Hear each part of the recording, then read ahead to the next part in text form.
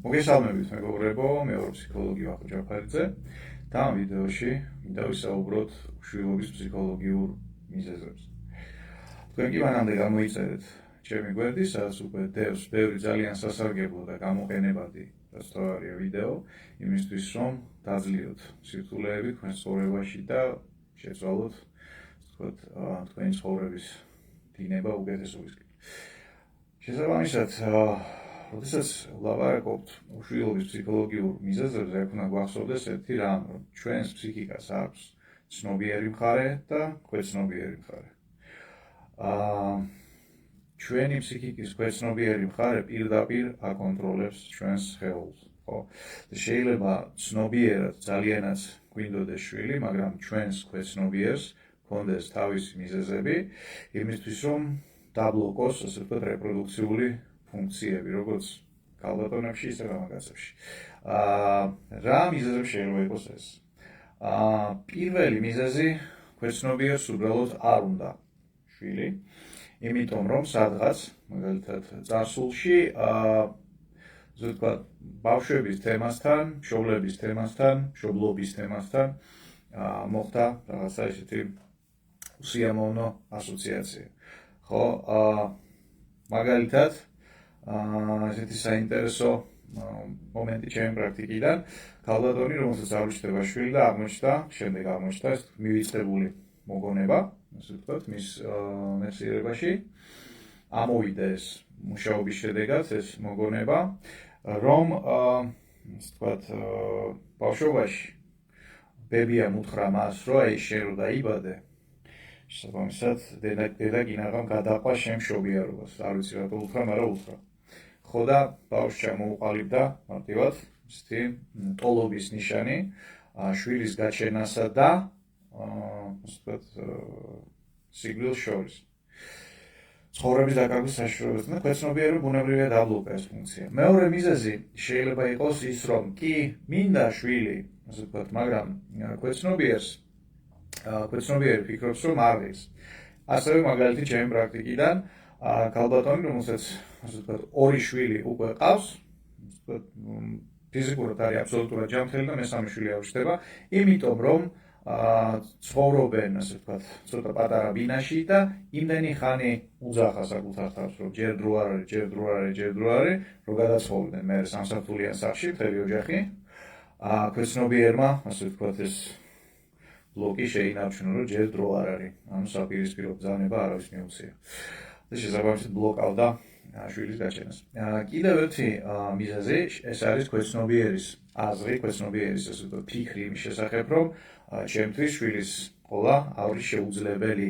სხვა მიზეზები, შეიძლება ასაკის მიზეზი, შეიძლება ჯანმრთელობის მიზეზი, შეიძლება სოციალური მიზეზები იყოს, მაგრამ ქვეცნობიერს თუ ჯერა, რომ ეს არის შეუძლებელი, ის დაბლოკავს, ასე ვთქვათ, რეპროდუქციულ ფუნქციებს. კიდევ ერთი მიზეზი საინტერესო, რომელიც ჟღერს ასე.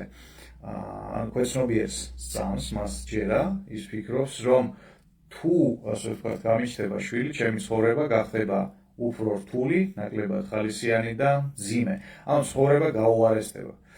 საიდან ყალიბდება ესეთი აზრი, როდესაც ბავშვობაში სულ ხედავ, მაგალითად, თვალწინ დაღლილი მშობლები ყავს.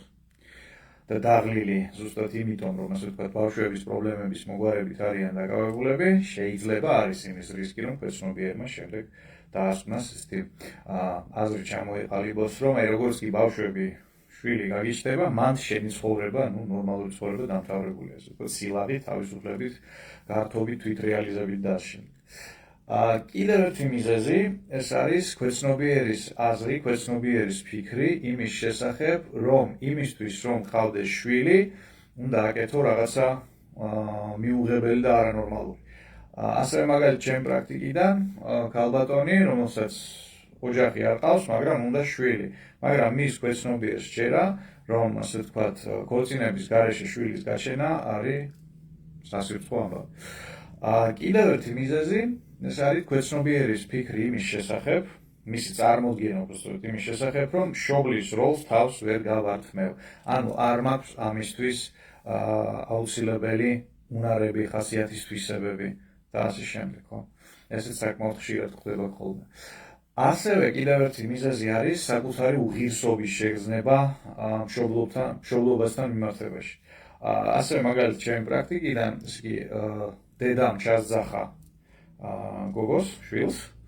ზოგადად როგორ ექცევი შენს პატარა დას, ანუ დაუტოვეს ასე ვთქვათ ბავშვს, შუათანა ბავშვს დაუტოვეს უმცროსი ბავშვი.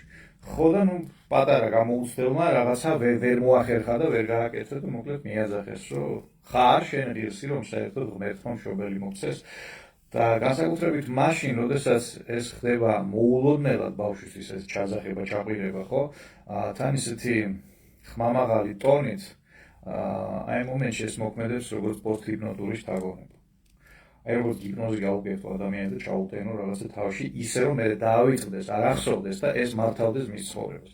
ამიტომ ასე ვთქვათ, მშობლებს, მართებს ცოტა სიფრთხილე იმასთან დაკავშირებით საინფორმაციო ღრუდან რას უშვებთ. აი ესეთი საინტერესო მიზეზები, ეს საინტერესო ფსიქოლოგიური ფაქტორები, ქვეცნობიერი ფაქტორები ბლოკავენ ხანდახან რეპროდუქციულ ფუნქციებს, ამიტომ თუ აღმოაჩინეთ რომელიმე ან რამდენიმე, ასე ვთქვათ, ან გაქვთ ეჭვი, რომ აი ამაში შეიძლება იყოს საქმე, მიმართეთ ფსიქოთერაპევტს დახმარებისთვის და აუცილებლად მოაგვარებთ თქვენს პრობლემას.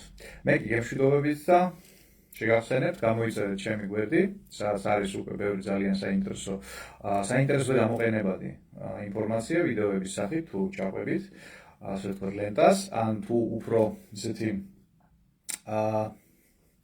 გამოცდილი ინტერნეტ მომხმარებელი ხართ, ჩემს page-ს აქ ასეთი ასე ვთქვათ, განყოფილება, რომელსაც ქვია მედია და ვიდეოები. შეგიძლიათ იქ შეხვიდეთ და ერთიანად ნახოთ ყველა ვიდეო ბაზა, რომ არ ეძებოთ ცალ-ცალკე ასკროლოთ მთელი გვერდი.